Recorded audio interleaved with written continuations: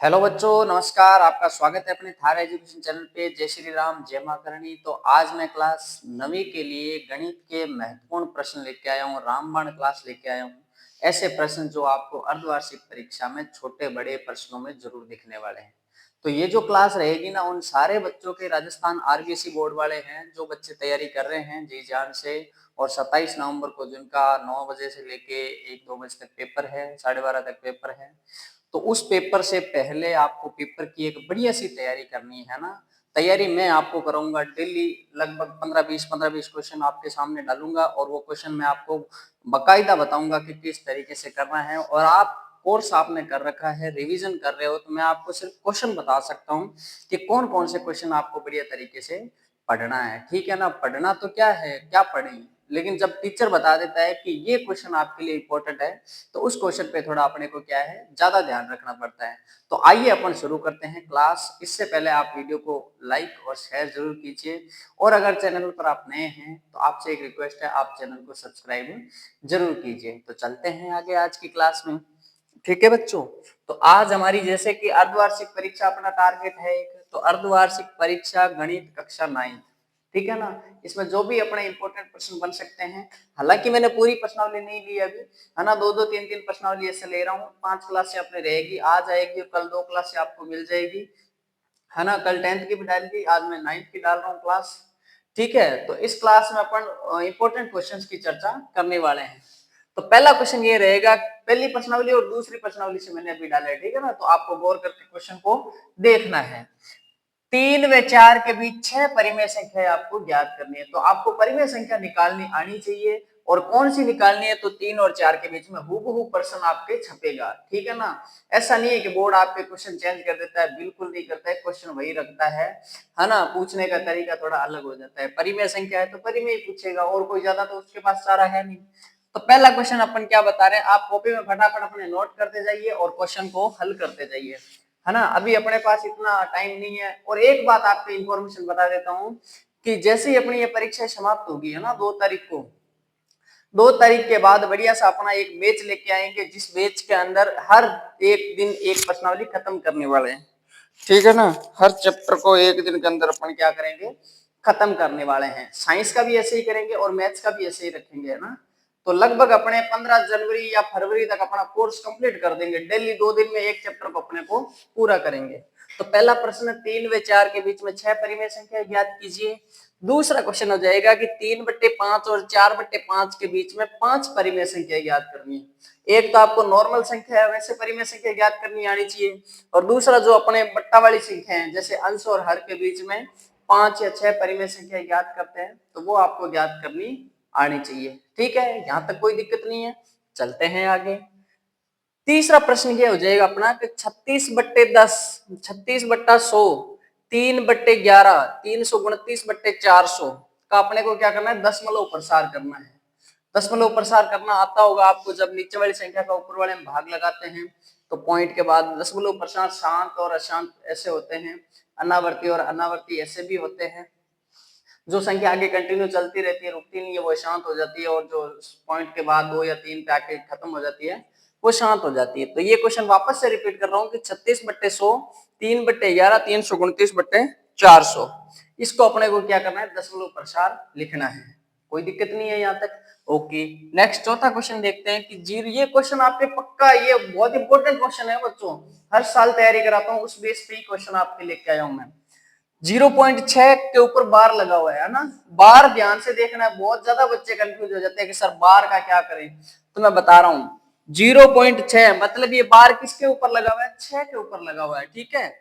और ये 0.47, तो ये बार है ना 4 पे नहीं लगा हुआ है, ये ध्यान रख लेना तुम। बार किस पे लगा हुआ है, सिर्फ 7 पे लगा हुआ है। तो 7 रिपीट होगा, है ना। इसमें क्या होगा, 6 रिपीट होगा। इसको अपने को P/Q यानी अंश और हर के रूप में आपको व्यक्त करना है। तो P/Q यानी परिमेय संख्या होती है।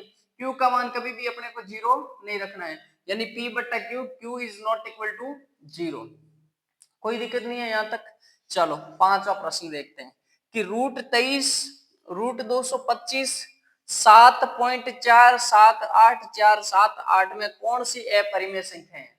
तो आपको ना पहली प्रश्नावली से आपने ये भी सीखा है कि कौन कौन सी संख्या परिमेय है और कौन कौन सी अपरिमेय है ना। तो उन्हीं से संबंधित क्वेश्चन ये आ सकता है। इन तीनों में से कोई एक जरूर आपको दिख जाएगा कि √23, √225, 7 पॉइंट आगे कोई भी संख्या आ सकती है। इसमें बदलाव आ सकता है ना, ये आएगी तो एक जैसी आ सकती है। तो इनमें पूछेगा कि कौन कौन सी परिमेय है और कौन कौन सी अपरिमेय। तो मैंने आपको अपरिमेय पूछी है, शायद वो परिमेय पूछ ले, है ना। ऐसे भी आप क्लेम मत करना कि सर अपरिमेय नहीं पूछी, भाई परिमेय भी तो पूछ सकता है, जरूरी थोड़ी ना है। छठा प्रश्न है 3 + √3, 2 + √3, ये एक सवाल बन गया। और 5 √√ + 2 √² इसको सरल करना है। तो सरल करने के लिए आपको कुछ सर्वसमीकरण आनी जरूरी है, जैसे कि a + b का होल स्क्वायर बराबर में क्या होता है a² + b² + 2ab, ठीक है। और a - b का होल स्क्वायर क्या होता है a² + b² - 2ab, ठीक है। और एक सरल समीकरण वो होती है ना a² - b², जिसको बराबर में एक बार अपन प्लस लिखते हैं और एक बार माइनस लिखते हैं। क्या लिखते हैं a + b bracket a - b, दोनों ब्रैकेट में अपने को बंद करनी होती है। तो इसमें भी x + a और x + b वाला फॉर्मूला लगेगा और इसमें a + b का होल स्क्वायर वाला फॉर्मूला लगेगा कि आप इसको हल कर सकते हैं, ठीक है। नेक्स्ट प्रश्न सातवां प्रश्न देखने से पहले आप वीडियो को लाइक कीजिए और अपने दोस्तों में शेयर जरूर कीजिए। अगर आप पढ़ रहे हैं तो वो भी पढ़ लेगा तो क्या हो जाएगा, क्लास में अच्छे नंबर आ जाएंगे ना बच्चों के। सातवां प्रश्न संख्या रेखा वाला आ गया। ये तो आपके पक्का दिखेगा ही दिखेगा, बड़े मार्क्स में दिखेगा, कम से कम 2 या 3 मार्क्स में दिखेगा कि 9.3 अंडर रूट को संख्या रेखा पर निरूपित करना है। बहुत इंपॉर्टेंट क्वेश्चन है ये, ठीक है ना। संख्या रेखा पे और भी क्वेश्चन आ सकता है, लेकिन ये रामबाण क्वेश्चन है, ये जरूर आएगा अपने। आठवां प्रश्न हल करना है किसको, ये आपके कौन सी प्रश्नावली से आ गया आपने, ये पहली का ही चल रहा है 1.4 या 3 से 1.4 से, करेक्ट। 32 घात 1/5, 125 घात 1/3, 9 घात 3/2, 16 घात 3/4, 2 घात 3/2/3 इंटू है। ये डॉट का मतलब क्या होता है, इंटू होता है। तो ये सारे मैंने 1.4 के क्वेश्चन छांटे हैं, 1 2 3 4 सारों के मिक्स करके मैंने एक क्वेश्चन बना दिया, यानी इसको आपको हल करना आना चाहिए। तो 32 को अपन क्या लिख सकते हैं, 2 2 2 2 2 ऐसे करके 5 बार लिखेंगे तो 2 की घात 5 5 से कैंसिल हो जाएगा, ऐसे कर लेंगे। 125 को क्या लिख सकते हैं, 5 5 5 5 3 बार है तो 3 से 3 कैंसिल हो जाएगा, है ना। 9 को क्या लिख सकते हैं, 3 × 3 यानी 3 की घात 2 लिख सकते हैं, तो 2 से 2 कैंसिल हो जाएगा, आगे जो भी होगा वो आप हल कर लोगे, है ना। 16 को क्या लिख सकते हैं, 2 2 2 2 की घात 4 लिख सकते हैं, तो 4 से 4 कैंसिल हो जाएगा।